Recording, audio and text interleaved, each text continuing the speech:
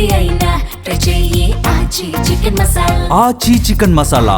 సుమారు ఏడాది తర్వాత బీఆర్ఎస్ అధినేత కేసీఆర్ జగిత్యాల సభ వేదికగా ప్రజల్లోకి వస్తున్నారు. కాంగ్రెస్ పార్టీకి రాజీనామా చేసిన మాజీ మంత్రి జీవన్ రెడ్డి వాళ్ళ జగిత్యాల సభ వేదికగా కేసీఆర్ సమక్షంలో బీఆర్ఎస్ పార్టీలో చేరనున్నారు. ప్రజా ఆశీర్వాద సభ పేరిట బీఆర్ఎస్ నిర్వహిస్తున్న ఈ సభను పార్టీ శ్రేణులు జగిత్యాల జైత్రయాత్రగా చెబుతున్నారు. జగిత్యాల మినీ స్టేడియంలో జరగనున్న బహిరంగ సభకు 1,00,000కు పైగానే జనాన్ని తరలించేందుకు బీఆర్ఎస్ నాయకులు ఏర్పాట్లు చేస్తున్నారు. జగిత్యాల సభలో పాల్గొనేందుకు కేసీఆర్ సోమవారం సాయంత్రం 4:45 ఎర్రవల్లి నివాసం నుంచి బయలుదేరి వెళతారు. ఇక సాయంత్రం 5:30 హెలికాప్టర్లో కేసీఆర్ కలెక్టరేట్లోని హెలిప్యాడ్ వద్దకు చేరుకుని అక్కడి నుంచి కారులో పార్టీ కార్యాలయానికి చేరుకుంటారు. అక్కడ ఉమ్మడి కరీంనగర్ జిల్లా బీఆర్ఎస్ ముఖ్య నాయకులతో కేసీఆర్ భేటీ అవుతారు.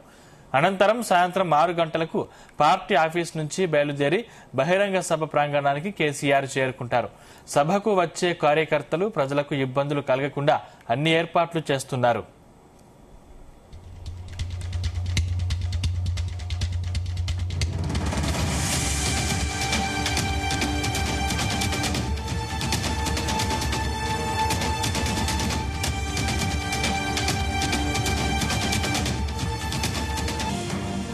ఈరోజు జరిగే జగిత్యాల సభ గురించి మరిన్ని డీటెయిల్స్ మా ప్రతినిధి గోపికృష్ణ అందిస్తారు. గోపికృష్ణ.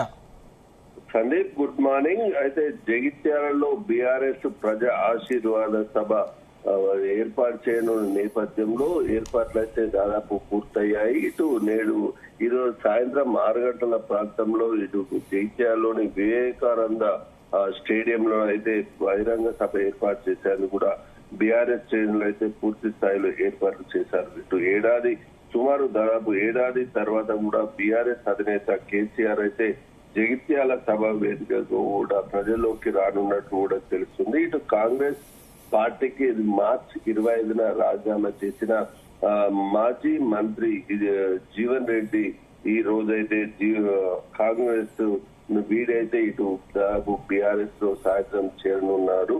అయితే బీఆర్ఎస్ కండువానైతే కేసీఆర్ జీవన్ రెడ్డికి కండువా కప్పి పార్టీలోకి ఆహ్వానించున్నారు. అయితే ప్రజా ఆశీర్వాద సభ పేరిట కూడా ఈ సభ నిర్వహిస్తున్నట్టు కూడా బీఆర్ఎస్ శ్రేణులు అయితే స్పష్టం చేశారు. అదేవిధంగా జైత్యాల జైత్రయాత్ర ఈ రోజు బీఆర్ఎస్ కు సంబంధించి జైత్యాల నుండే ప్రారంభిస్తామని కూడా ఇటు వర్కింగ్ ప్రెసిడెంట్ కేటీఆర్ అయితే స్పష్టం చేశారు. దీనికి భారీ బహిరంగ సభ జరుగుతున్న నేపథ్యంలో 1,00,000కు పైగా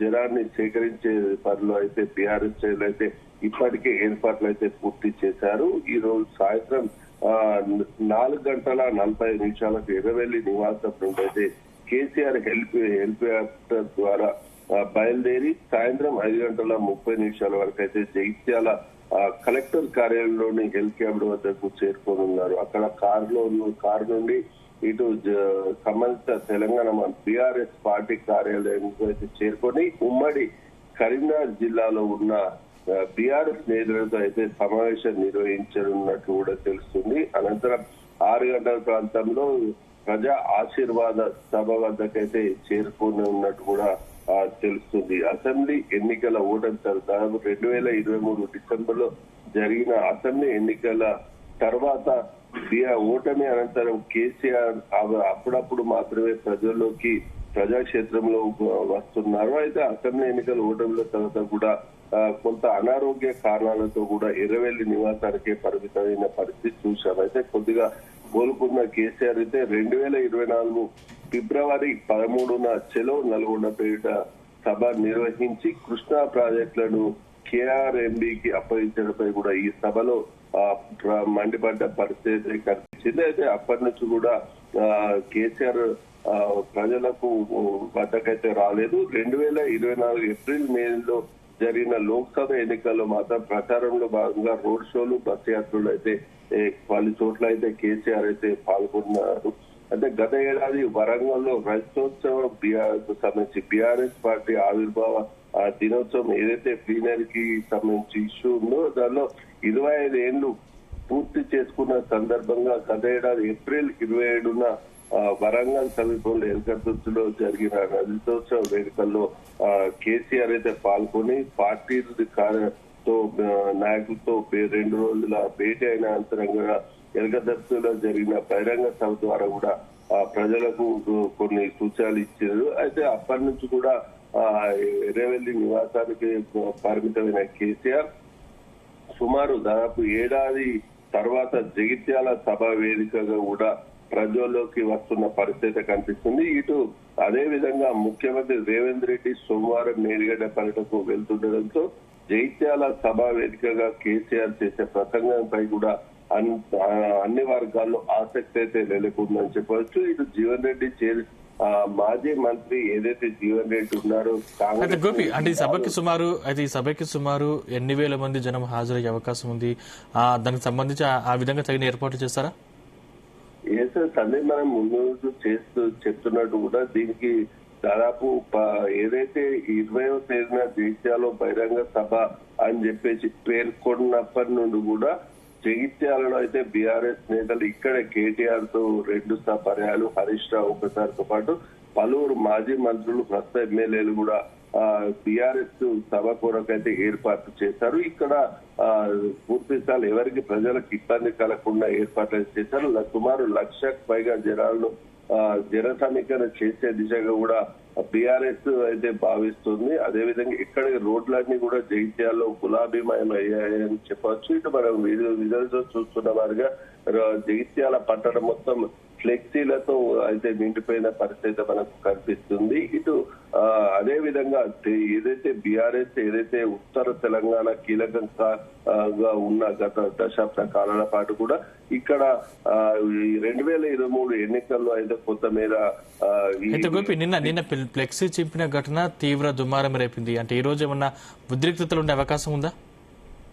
సందీప్ అయితే నిన్న జరిగిన ఇష్యూస్ అయితే ఏదైతే జీవన్ రెడ్డికి సంబంధించి కేసీఆర్ సంబంధించింది పాత బస్ స్టాండ్ ప్రాంతంలో అయితే ఫ్లెక్సీలు అయితే చించిన గుర్తు తెలియని వ్యక్తి అయితే హెల్మెట్ ద్వారా వచ్చి చించిన నేపథ్యంలో కొంత ఉద్రిక్తత వాతావరణం అయితే నెలకొంది. అలాంటి ఘటనలు పునరావృతం కాకుండా కూడా పోలీసులు అయితే భారీ బందోబస్తు అయితే ఏర్పాటు చేశారు. ఇటు భారీ వాహనాలకు కూడా ఎక్కడికక్కడే డైవర్షన్స్ ఏర్పాటు చేసి కూడా సామూహిక దాదాపు కొత్త బస్ స్టాండ్ ప్రాంతం నుంచి కూడా పాత బస్ స్టాండ్ 2 కిలోమీటర్ల దూరంలోనే ఎక్కడికక్కడ వాహనాలను కూడా నిలిపివేసి ప్రజలను ఇలాంటి ఇబ్బందులు కలగకుండా పోలీసులు కూడా భారీ బందోబస్తు ఏర్పాటు చేస్తున్నట్టు కూడా తెలుస్తుంది. అదేవిధంగా ఎక్కడికక్కడ పార్కింగ్ స్థలాన్ని ఏర్పాటు చేసిన పరిస్థితిలో రూట్ మ్యాప్ కూడా ఏదైతే మినీ స్టేడియంలో జరిగే కార్యక్రమాన్ని కూడా ఎటు నుంచి వచ్చే ప్రజలు అటు నుంచే వచ్చే విధంగా కూడా ఏర్పాట్లు చేసినట్టు కూడా బీఆర్ఎస్ శ్రేణులు అయితే పేర్కొంటున్నారు. ఉత్తర తెలంగాణలో కీలకం కానున్న ఈ సభ ద్వారా కూడా గేమ్ చేంజర్ గా ఒక ప్రచారం అయితే కొనసాగుతుంది. ఈ సభ ద్వారా కూడా మళ్ళీ పునర్వైభవం తీసుకొచ్చే దిశగా కూడా ఏదైతే ఈ బీఆర్ఎస్ అధినేత కేసీఆర్ అయితే భావిస్తున్నట్టు కూడా మనకు తెలుస్తుంది. ఉత్తర తెలంగాణలో గత ఏడాది జరిగిన ఎన్నికల్లో కొంతమేర ఓటమి చెందినప్పటికీ కూడా ఎప్పుడు ప్రతిసారి కూడా 2014 ఎప్పుడైతే తెలంగాణ రాష్ట్రం ఏర్పడినప్పటి నుంచి కూడా బీఆర్ఎస్ కి అయితే ఉత్తర తెలంగాణ కీలకం కానుంది. అదే విధంగా ఇప్పుడు ఈ నెల 25న కవిత కూడా పార్టీ వెళ్తున్న నేపథ్యంలో ఇక్కడ జగిత్యాల్లో నిజామాబాద్ పార్లమెంట్ పరిధిలో ఉన్న జగిత్యాల్లో ఈ సభ కీలకం కానున్నట్టు కూడా ప్రజల్లో వ్యక్తం అవుతుంది. అదే విధంగా ఈ సభ ద్వారా కూడా కాంగ్రెస్ వైఫల్యాలను ఎత్తి చూపే విధంగా కూడా బీఆర్ఎస్ అధినేత చూస్తున్నట్టు కూడా తెలుస్తుంది. దీంతో రాజకీయ సమీకరణాలు కూడా మారే అవకాశం ఉన్నట్టు కూడా తెలుస్తుంది. మరో 2 సంవత్సరాల కాలంలో అసెంబ్లీ ఎన్నికలు జరుగుతున్న వేళ ముందస్తుగానే జగిత్యాల సభ ద్వారా కూడా ఎన్నికల శంకారం ప్రారంభించే దిశగా ఇది కేసీఆర్ యోచిస్తున్నట్టు తెలుస్తుంది. సభ ద్వారా కూడా కాంగ్రెస్ వైఫల్యాలను ఎత్తి చూడడంతో పాటు బీఆర్ఎస్ గతంలో చేసిన పనుల విషయం కావచ్చు, ఇప్పుడు ప్రజల్లోకి తీసుకెళ్లేందుకు కూడా చర్యలు తీసుకున్నట్టు కూడా తెలుస్తుంది. ఈ సభ ద్వారా కూడా కేసీఆర్ ప్రతిరోజు ప్రతి నిత్యం కూడా ప్రజల్లోకి ఉండే విధంగా కార్యాచరణ రూపొందించుకుంటున్నట్టు కూడా మనకు సమాచారం అయితే అందింది. ఇటు బహిరంగ సభల ద్వారా కావచ్చు, ప్రజాక్షేత్రంలో తిరిగి వెళ్లేందుకు కూడా కేసీఆర్ అయితే ఒక ప్రణాళిక రూపొందించుకొని రానున్న 2 ఏళ్ల కాలంలో మళ్ళీ అధికారం చేపట్టే దిశగా బీఆర్ఎస్ యోచిస్తున్నట్టు కూడా తెలుస్తుంది. Sandeep, thank you Gopi.